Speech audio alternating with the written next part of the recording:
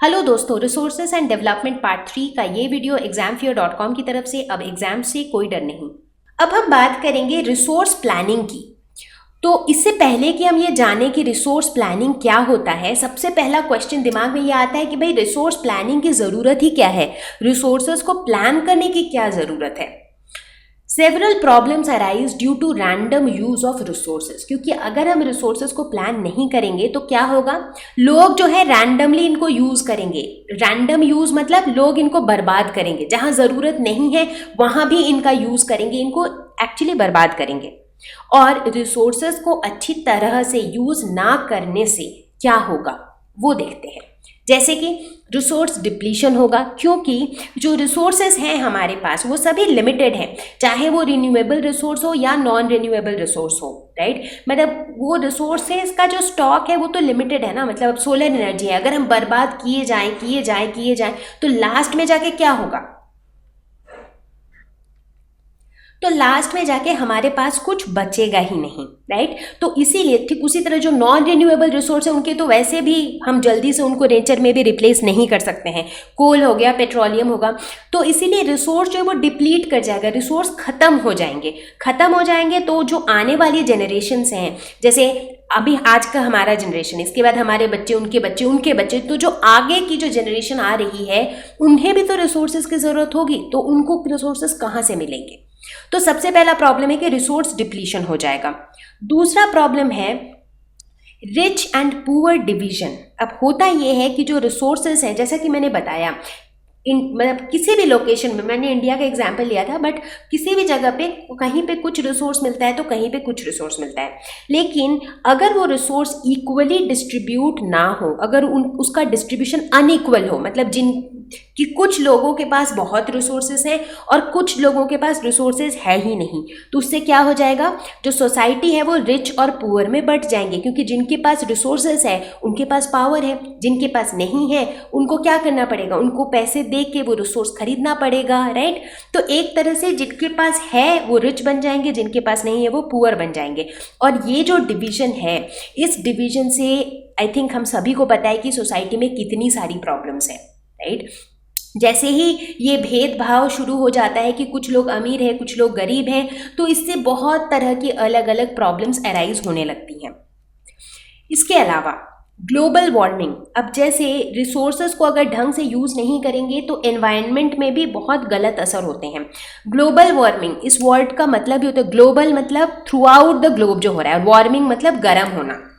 तो global warming हम किसे कहते हैं, जब ओवरऑल पूरे अर्थ का ओवरऑल टेम्परेचर जो है वो बढ़ जाता है, तब हम कहते हैं ग्लोबल वार्मिंग। मतलब एक तरह से इसको आप याद रख सकते हैं कि ग्लोब जो है, यानी कि पूरा पृथ्वी जो है वो वार्म हो रहा है, वो गर्म हो रहा है। गर्म कब होगा, जब ओवरऑल टेम्परेचर बढ़ेगा। और ऐसा होने से क्या नुकसान है, बहुत नुकसान है, क्योंकि जो भी लिविंग ऑर्गेनिजम्स अर्थ पे सर्वाइव कर रहे हैं वो इसलिए कर रहे हैं क्योंकि अर्थ का जो टेम्परेचर है वो सूटेबल है। लेकिन अगर ये टेम्परेचर ज़्यादा बढ़ने लग जाएगा तो क्या होगा, जो ग्लेशियर्स हैं वो सारे मेल्ट होने लग जाएंगे, राइट। ऐसा होने लग जाएगा धीरे धीरे करके, जो पहाड़ों की चोटी पे जो बर्फ जमी होती है वो सारे पिघलने लग जाएंगे, तो क्या होगा, पानी ही पानी हो जाएगा, तो पूरा डिस्ट्रक्शन हो जाएगा, राइट। तो ग्लोबल वार्मिंग जो है ये हमारे लिए अनडिजायरेबल है। अब सोचने वाली बात यह है कि भाई रिसोर्सेज के यूज करने से ग्लोबल वार्मिंग कैसे हो रहा है, राइट। तो हो ये रहा है, ग्लोबल वार्मिंग कब होता है, जब एटमॉस्फेयर में बहुत ज्यादा कार्बन डाइऑक्साइड जमा हो जाता है। ऐसा क्यों, क्योंकि ये जो गैस है कार्बन डाइऑक्साइड, इसकी एक प्रॉपर्टी होती है, वो होती है हीट को ट्रैप करने की प्रॉपर्टी। यानी कि कार्बन डाइऑक्साइड गैस के होने से क्या होता है कि जैसे सन रेज आती हैं, जो सनलाइट में जो इंफ्रारेड रेडिएशन होती हैं, उसमें जो हीट होती है वो हीट को ये अपने अंदर ट्रैप तो कर लेता है, बट उसको एटमॉस्फेयर से बाहर नहीं जाने देता है। तो एज अ रिजल्ट क्या होता है कि पूरा हीट जमा होता जाता है, तो ओवरऑल टेम्परेचर बढ़ जाता है। तो इसका मतलब है कि ग्लोबल वार्मिंग के पीछे एक बहुत बड़ा रोल कार्बन डाइऑक्साइड का है। सोचने वाली बात यह है कि ये कार्बन डाइऑक्साइड आ कहाँ से रहा है, तो कार्बन डाइऑक्साइड प्रोड्यूस होने का एक बहुत बड़ा कारण है बर्निंग ऑफ फॉसिल फ्यूल्स। जब हम कोल, पेट्रोल ये सब जलाते हैं तो उस समय जो धुआं निकलता है उसमें बहुत ज़्यादा मात्रा में कार्बन डाइऑक्साइड होता है। तो इस तरह से हम देखते हैं कि जो रिसोर्सेस हैं, अगर हम रिसोर्सेस को एक्सेस में यूज़ करें, इसका मतलब है एक्सेस में कार्बन डाइऑक्साइड एटमॉस्फेयर में जाएगा। जब एक्सेस में कार्बन डाइऑक्साइड रहेगा तो एक्सेस में हीट ट्रैपिंग होगी, तो ग्लोबल वार्मिंग होने की संभावना बढ़ती चली जाएगी। ठीक है, तो ये हमारा तीसरा प्रॉब्लम है, रिसोर्स को अच्छी तरीके से यूज़ ना करने का नतीजा। उसके बाद सिर्फ इतना ही नहीं, इसके अलावा भी प्रॉब्लम्स हैं। जैसे अगला प्रॉब्लम है ओजोन लेयर डिप्लीशन। सबसे पहले समझते हैं कि ओजोन लेयर क्या है। ओजोन क्या है? O3। ठीक है, तो ओजोन लेयर एक ऐसा लेयर है जो कि प्रोटेक्टिव लेयर है। अब जैसे सूरज की जो किरणें पृथ्वी के अंदर आती हैं, उन किरणों में बहुत सारे कंपोनेंट्स होते हैं। जैसे मैंने बताया अभी, इंफ्रारेड रेडिएशन होता है जिसमें हीट होता है। उसी तरह से एक कंपोनेंट होता है अल्ट्रावायोलेट रेज, और ये अल्ट्रावायोलेट रेज जो है ये हमारे लिए हार्मफुल होता है। इससे कई सारे डिजीजेस होते हैं, जैसे ह्यूमन बींग्स में स्किन डिजीजेस खासकर बहुत ज़्यादा होते हैं। तो इसीलिए हम चाहते हैं कि भाई सूरज की किरणें तो आए अंदर, लेकिन अल्ट्रावायलेट रेज ना आए, और वही काम करता है ओजोन लेयर। तो ओजोन जो है वो ये हार्मफुल अल्ट्रावायलेट रेडिएशंस को अंदर आने नहीं देता है। तो इस तरह से ये ओजोन लेयर हमारे लिए एक प्रोटेक्टिव लेयर है। बट आजकल क्या हो रहा है, इंडस्ट्रियलाइजेशन की वजह से इतनी इंडस्ट्रीज, इतनी फैक्ट्रीज, ये सारी चीज़ें हो गई हैं कि बहुत सारे केमिकल्स जो है एटमॉस्फेयर में रिलीज होते रहते हैं। और ऐसा ही एक केमिकल है क्लोरोफ्लोरोकार्बन्स, जिसको CFC भी कहा जाता है। इनफैक्ट ये केमिकल जो है रेफ्रिजरेटर में यूज होता है, राइट। तो इस तरह के जो केमिकल्स होते हैं ये क्या करते हैं, ये ओजोन को ब्रेक डाउन कर देते हैं। तो ये CFC के जैसे जो केमिकल्स हैं ये ओजोन को ब्रेक डाउन कर देते हैं, तोड़ देते हैं ओजोन को। और जब ओजोन टूट जाता है तो ओजोन लेयर क्या होगा, वो डिप्लीट होगा, ओजोन लेयर धीरे धीरे खत्म होने लगेगा। और ओजोन लेयर जब नहीं रहेगा तो क्या होगा, जो हार्मफुल अल्ट्रावायलेट रेडिएशन है वो अंदर आएंगी, राइट। तो क्या हम चाहेंगे कि ओजोन लेयर डिप्लीट हो? नहीं। तो अगर हम नहीं चाहते हैं तो हमें क्या करना होगा, ये जो हम रैंडमली रिसोर्सेज यूज करते हैं, क्योंकि इंडस्ट्रियलाइजेशन में क्या हो रहा है, हम रिसोर्सेज को यूज कर करके कुछ ना कुछ बनाना चाह रहे हैं, कुछ ना कुछ डेवलपमेंट करना चाह रहे हैं, और उसी दौरान ये सारे हार्मफुल चीजें एनवायरनमेंट में हम डालते चले जा रहे हैं। ठीक है, अगला प्रॉब्लम पोल्यूशन। ये तो ऑब्वियस सी बात है कि जब इतनी ज़्यादा रिसोर्सेस यूज़ होंगी तो पॉल्यूशन तो होना ही है। सिर्फ एयर पॉल्यूशन ही नहीं बल्कि एयर पॉल्यूशन, वाटर पॉल्यूशन, सब चीज़ का पॉल्यूशन हो रहा है। कैसे? जैसे कि जब भी हम फॉसिल फ्यूल्स बर्न करते हैं तो बहुत सारी गैसेस जैसे कार्बन डाइऑक्साइड, कार्बन मोनोऑक्साइड, इस तरह की हार्मफुल गैसेस एनवायरनमेंट में जा रही हैं, तो एयर पॉल्यूट हो रहा है। तो इनकी वजह से एयर पॉल्यूशन हो रहा है। इतना ही नहीं, आजकल जो है बहुत सारी इंडस्ट्रियल वेस्ट जो होते हैं उनको सीधा का सीधा नदियों में डंप कर दिया जाता है। उससे क्या हो रहा है, वाटर पोल्यूशन। उतना ही नहीं, इसके अलावा भी जैसे क्रॉप प्रोडक्शन को बढ़ाने के लिए हम बहुत सारे इंसेक्टिसाइड्स, पेस्टिसाइड्स, फर्टिलाइजर्स ये सब यूज़ करते हैं, और उसके बाद जब हम पौधों में पानी देते हैं तो वो सारे इंसेक्टिसाइड्स, पेस्टिसाइड्स धुल के पानी के साथ कहाँ जाते हैं, नियर बाय वाटर बॉडीज़ में, यानी कि आसपास के तालाब में या नदियों में जाते हैं। उससे भी वाटर पोल्यूशन हो रहा है। तो बेसिकली हो क्या रहा है, क्योंकि जब हम रिसोर्सेज को बहुत एक्सेस में यूज़ करना चाहेंगे, जैसे हम चाह रहे हैं कि भाई जिस खेत में मान लेते हैं कि भाई 10 किलो अनाज उग सकता है, वहाँ पे हमको 50 किलो उगाना है, तो उसके लिए हम हार्मफुल केमिकल्स का भी यूज़ कर रहे हैं। बट एंड में क्या हो रहा है, उस समय तो हमें लग रहा है कि ये फ़ायदेमंद है, बट बाद में जाके वही केमिकल्स जो है हमारे एनवायरनमेंट को पॉल्यूट कर रही है, और लास्ट में नुकसान हम ही को होने वाला है, राइट। तो इसीलिए जब हम रिसोर्सेज को रैंडमली यूज़ करेंगे तो हर तरफ पॉल्यूशन फैलता चला जाएगा। तो अब हमने देखा कि इतनी सारी प्रॉब्लम्स हो सकती हैं अगर हम रिसोर्सेज को ढंग से यूज ना करें। तो क्या आपको नहीं लगता है कि रिसोर्स प्लानिंग जरूरी है? बिल्कुल जरूरी है। तो अब नेक्स्ट सोचने वाली बात यह है कि भाई रिसोर्स प्लानिंग कैसे करें। ठीक है। तो उससे पहले हम बात करेंगे सस्टेनेबल डेवलपमेंट की, क्योंकि अब आप कहेंगे कि भाई ऐसे तो आप कह रहे हैं कि रिसोर्सेज को ज़्यादा यूज़ करने से नुकसान ही नुकसान है, तो फिर अगर रिसोर्सेज यूज़ नहीं करेंगे, अगर इंडस्ट्रीज़ नहीं होंगे, अगर क्रॉप्स ज़्यादा प्रोड्यूस नहीं करेंगे, इतना जो पॉपुलेशन बढ़ रहा है तो लोग सर्वाइव कैसे करेंगे, फिर तो डेवलपमेंट हो ही नहीं पाएगा। बट ऐसा नहीं है, हमें सिर्फ डेवलपमेंट के बारे में नहीं सोचना है, हमें सोचना है सस्टेनेबल डेवलपमेंट। सस्टेनेबल का मतलब क्या होता है, जिस चीज को हम सस्टेन कर सके, जिस चीज को हम लंबे समय तक टिका सके, जो टिक सके ज्यादा समय तक। ऐसा नहीं कि डेवलपमेंट के नाम पे अभी तो डेवलप कर दिया और कुछ सालों के बाद जो है सारा फुस हो गया, कुछ सालों के बाद इतना पॉल्यूशन हो गया और हो गया कि हमें और नुकसान होने लग गया, तो वैसा डेवलपमेंट का कोई फायदा नहीं है। डेवलपमेंट ऐसा हो जो लंबे समय तक चल सके, उसी को हम कहते हैं सस्टेनेबल डेवलपमेंट, यानी कि development without damaging the environment. तो हमें एक बैलेंस क्रिएट करना होगा, रिसोर्सेज यूज जरूर करना चाहिए बट एक लिमिट में यूज करना चाहिए, हमें उसी हद तक यूज करना चाहिए ताकि उनके यूज करने से एनवायरनमेंट को बहुत डैमेज नहीं हो रहा हो, तो उसको हम कहते हैं सस्टेनेबल डेवलपमेंट। अब हम देखते हैं कि रिसोर्स प्लानिंग करेंगे कैसे। ये तो हम समझ गए कि रिसोर्स प्लानिंग बहुत ज़रूरी है, बट इसको करना कैसे है अब वो देखते हैं। तो सबसे पहले हमें ये देखना होगा कि इंडिया जो है एक ऐसी कंट्री है जहाँ पे बहुत ज़्यादा डाइवर्सिटी है, बहुत तरह तरह की रिसोर्सेज मिलती हैं, और जब रिसोर्सेज की अवेलेबिलिटी की बात करें उसमें भी डाइवर्सिटी है। कुछ जगह हैं जहाँ कोई एक पर्टिकुलर रिसोर्स मिलता है, तो कुछ दूसरी जगह हैं जहाँ दूसरे रिसोर्सेज मिलते हैं, राइट। तो ये चीज़ हमें ध्यान में रखना होगा। तो अब हम बात करेंगे एक स्ट्रैटेजी की, ताकि हम रिसोर्सेज को जुडिशियसली यूज़ कर सकें। तो पहला स्ट्रैटेजी होगा resource identification across various regions. जैसा कि मैंने बताया कि इंडिया में जो है रिसोर्सेज अलग अलग जगह पे मिलती हैं, जैसे कि झारखंड, छत्तीसगढ़, मध्य प्रदेश, इन स्टेट्स में मिलता है कोल। वहीं गुजरात, राजस्थान जैसे स्टेट्स में मिलता है विंड एनर्जी, और वहीं अरुणाचल प्रदेश में मिलता है पानी, वाटर। और वहीं जो कोस्टल एरियाज हैं, जैसे ये वाले जो कोस्टल एरियाज हैं, चाहे ये वाला कोस्टल एरिया है चाहे ये वाला कोस्टल एरिया है, इन कोस्टल एरियाज में मिलता है टाइडल एनर्जी, राइट। वहीं अगर आप सीधे ऊपर चले जाओ लद्दाख की तरफ, वहां पे मिलता है बहुत रिच कल्चरल हेरिटेज, राइट। तो हर जगह के अलग अलग रिसोर्सेस हैं।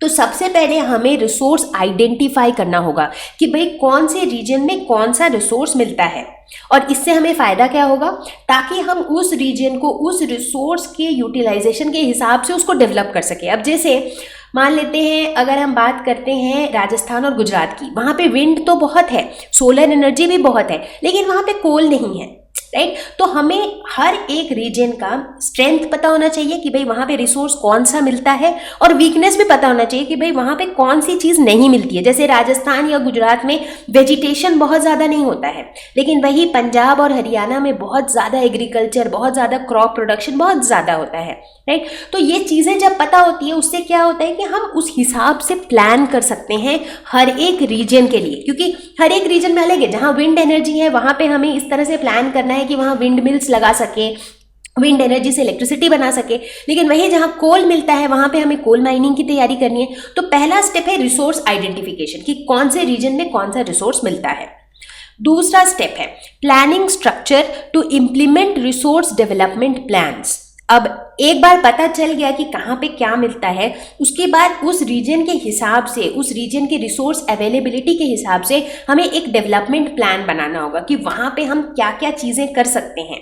मतलब जैसे मान लेते हैं कि अगर झारखंड में बहुत ज़्यादा कोल है ज़मीन के नीचे, तो जाहिर सी बात है कि भाई कोल है तो हम ज़मीन को खोदेंगे, लेकिन हमें इस तरीके से खोदना है कि कहीं ऐसा ना हो कि हम पूरा का पूरा लैंड को बर्बाद कर दें, ताकि वहाँ पे कुछ फसल उग ही ना सके, राइट। तो जो प्लान है ना, वो प्लान भी उस हिसाब से होना है कि भाई झारखंड में किन किन चीज़ों की खेती होती है, वो कौन से रीजन में होती है, और कोल माइनिंग झारखंड के कौन से रीजन में होती है। तो ये सारी चीज़ें प्लान करनी पड़ेगी जगह के हिसाब से, रिसोर्स अवेलेबिलिटी के हिसाब से। तीसरा step, match resource development plans with overall nation development. अब जैसे रिसोर्स को डेवलप करने का जो प्लान है, कहीं पे कोल अगर मिलता है तो हम कोल माइनिंग से वो कोल को एक्सट्रैक्ट करके उससे एनर्जी जनरेट करना चाहते हैं, बट इस पूरे प्लानिंग में ये ध्यान में रखना चाहिए कि उस प्रोसेस के दौरान हम जो भी चीज़ें कर रहे हैं उससे ओवरऑल कंट्री को भी फायदा होना चाहिए। ऐसा नहीं कि उस रीजन के लिए तो फायदा हो रहा है लेकिन ओवरऑल कंट्री के लिए उसका बेनिफिट नहीं हो रहा है बल्कि नुकसान हो रहा है। तो ऐसा नहीं होना चाहिए कि भाई झारखंड में कोल माइनिंग हो रहा है और इतना एग्रेसिव कोल माइनिंग हो रहा है कि वहाँ का पूरा लैंड खराब कर दिया है, पूरा एनवायरनमेंट पॉल्यूट हो जा रहा है और नई नई और प्रॉब्लम्स आ रही हैं। तो ओवरऑल कंट्री के लिए क्या है, क्या ये फायदेमंद है? नहीं, ये नुकसान है, क्योंकि धीरे धीरे करके वो एक रीजन से दूसरे रीजन में पॉल्यूशन फैलेगा, नई प्रॉब्लम्स आएंगी। तो इसीलिए देखना ज़रूरी है कि जो भी हम प्लान एक रीजन के लिए बनाते हैं वो ओवरऑल नेशन के डेवलपमेंट के सिंक में होना चाहिए। और उसके बाद last but not the least बहुत इंपॉर्टेंट चीज़ है, वो है रिसोर्स कंजर्वेशन। तो यहाँ तक तो हम बात करते आ रहे थे रिसोर्स प्लानिंग की कि भाई रिसोर्स को अच्छी तरीके से यूज़ करने के लिए हमें क्या क्या करना होगा। पहले उनको आइडेंटिफाई करना होगा, फिर वहाँ पे प्लान्स इंप्लीमेंट करने होंगे, फिर देखना होगा कि उन प्लान्स से हमारा कंट्री का ओवरऑल डेवलपमेंट लिंक्ड है कि नहीं। लेकिन सबसे ज़रूरी बात है कि एक तरफ तो हम रिसोर्स को यूज़ करने के प्लान बना रहे हैं, दूसरी तरफ ये देखना बहुत ज़रूरी है कि हम रिसोर्स को कंजर्व करें, उनको वेस्ट ना करें।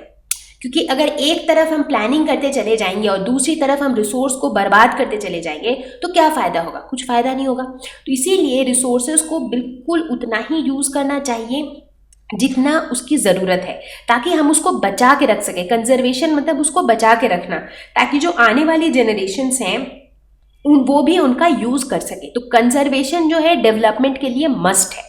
तो जब ये डिस्कस करते हुए ये रिसोर्स प्लानिंग की जो ये स्पेशली रिसोर्स कंजर्वेशन की जो बात है, इसको डिस्कस करते हुए मैं ये बताना चाहूँगी कि महात्मा गांधी जो थे वो हमेशा सपोर्ट करते थे प्रोडक्शन बाय द मासेस।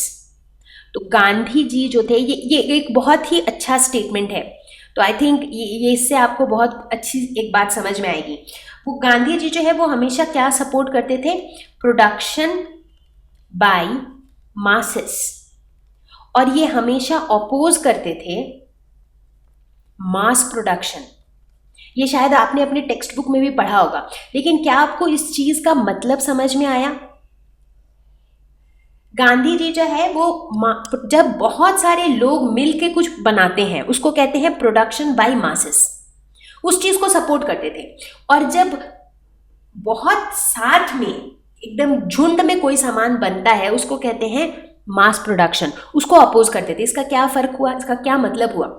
जैसे मैं आपको एक छोटा सा एग्जांपल देती हूँ। जैसे मान लेते हैं दिवाली का टाइम है, घर पे बहुत सारी मिठाइयाँ बनती हैं। एक ऐसा सिचुएशन है जिसमें घर में जो मिठाइयाँ बनाई गई हैं वो घर के सभी फैमिली मेम्बर्स ने मिल के बनाया है। आप, आपके मम्मी पापा, आपके दादा दादी, सब लोगों ने मिल के बैठ के मिठाइयाँ बनाई हैं, ठीक है। और मिठाइयाँ उतनी ही बनाई हैं जितनी ज़रूरत है, ठीक है।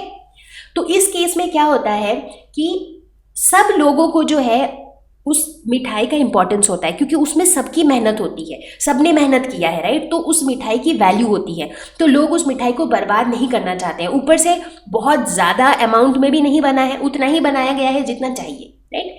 तो वो एक सिचुएशन हुआ प्रोडक्शन बाय मासेस। लेकिन वही अगर दिवाली की लड्डू बनने हैं या मिठाइयाँ बननी हैं, घर में सिर्फ मम्मी बैठ के बना रही हैं सबके लिए, और मम्मी ने खूब सारा बना दिया है, उससे क्या होता है जो बाकी फैमिली मेम्बर्स हैं उसको मतलब इसकी इंपॉर्टेंस नहीं पता चलती, क्योंकि उन्होंने तो कुछ किया ही नहीं है, उनको तो बना बनाया मिठाई मिल गया, राइट। तो उनको इतनी इंपॉर्टेंस समझ नहीं आती है। तो उससे क्या होता है, और उनको ये भी दिखता रहता है कि भाई घर में खूब सारी मिठाइयाँ पड़ी हैं, कभी मन किया आधा खाया, आधा छोड़ दिया, आधा फेंक दिया, कुछ बर्बाद हो गया, फ़र्क नहीं पड़ता। क्यों? क्योंकि उसमें उनका एफर्ट या उसमें जो है उनको दिख रहा है कि बहुत है, राइट। तो ये हो गया मास प्रोडक्शन, मतलब एक बार में आपने बहुत सारी मिठाइयाँ बना दी तो वो हो गया मास प्रोडक्शन। और प्रोडक्शन बाय मासेस का मतलब है कि बहुत सारे लोगों ने मिल के मिठाइयाँ बनाई, राइट। तो कौन सी सिचुएशन में वेस्टेज कम हुआ? पहले सिचुएशन में, राइट, जब मासेस ने मिलके प्रोड्यूस किया। तो इसी कारण से जो है ऐसा कहा जाता है कि प्रोडक्शन ऑफ मासेस हमेशा बेटर होता है मास प्रोडक्शन से। तो ये हो गए हमारे कुछ स्टेप्स जो हमें फॉलो करने हैं रिसोर्स प्लानिंग के लिए। Thank you. Please visit examfear.com for free quality education. You can learn with a simple 4-step learning process wherein you can watch video lessons, you can ask your questions, you can refer notes, and you can take a free online test. We have content for class 6 to 12 on physics, chemistry, mathematics, and biology along with practical videos. So please subscribe to our channel for daily updates. Thank you.